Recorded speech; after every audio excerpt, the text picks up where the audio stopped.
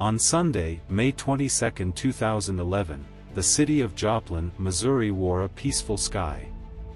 It was graduation day at the local high school.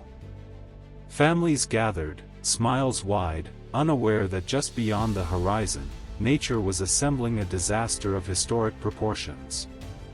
By late afternoon, storm cells began to form. Meteorologists were watching. Radar screens lit up. The air grew heavy. But even experienced forecasters couldn't have predicted the scale of the beast that was about to descend. At 5:34 p.m., the sirens blared across Joplin. It was the only warning the residents would receive. Just 6 minutes later, the sky opened, and hell came down.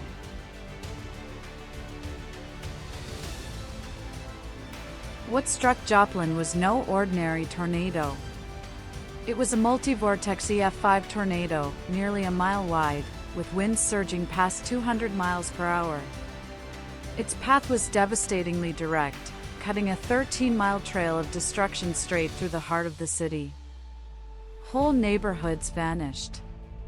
Shopping centers, homes, schools, even the city's major hospital, St. John's Regional Medical Center, were torn open, their insides exposed to the sky.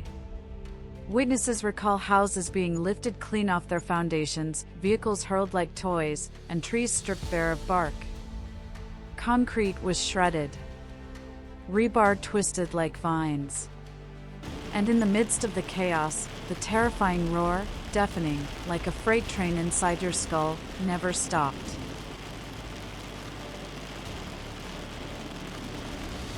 "158 people lost their lives in those minutes. Hundreds more were critically injured.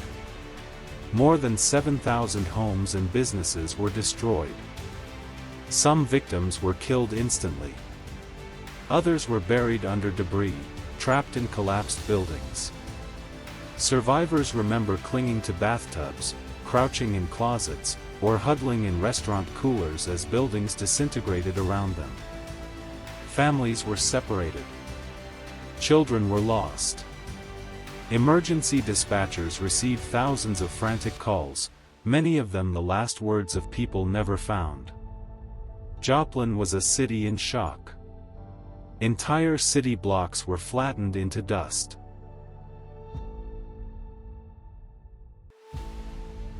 Immediately after the winds passed, an army of rescuers emerged, many of them local.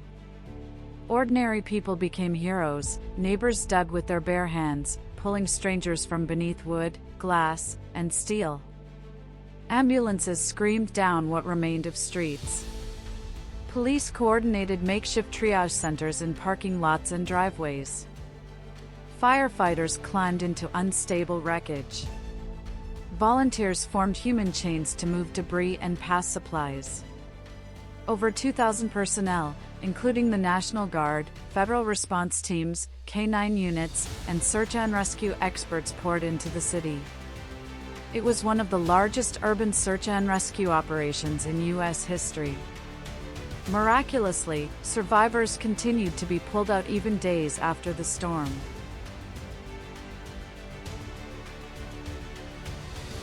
The damage was estimated at nearly $3 billion, making it the costliest tornado in American history. St. John's Hospital, a symbol of safety, was so damaged it had to be demolished. Temporary hospitals were set up. Schools were relocated. Families lived in shelters, tents, hotels, even cars. But within weeks, the people of Joplin began to rebuild, not just homes, but community. By December of the same year, debris removal was nearly complete. The city adopted stronger building codes. FEMA and Red Cross supported thousands. Volunteers from across the nation came to help, framing houses, feeding survivors, offering healing.